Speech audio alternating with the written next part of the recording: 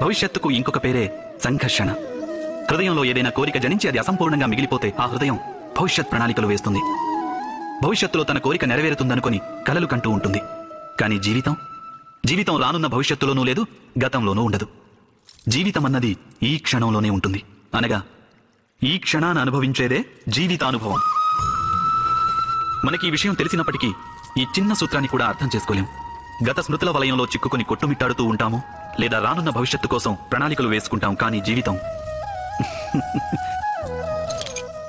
గడిచిపోతుంది. ఈ సత్యం మన మనసులో నాటుకుపోవాలి. మనం భవిష్యత్తును చూడనూలేం, రానున్న భవిష్యత్తును నిర్మించనూలేం. మనం కేవలం ధైర్య సాహసాలతో భవిష్యత్తును ఆలింగనం చేసుకోగలం, స్వాగతం పలుకగలం ఆ భవిష్యత్తుకు.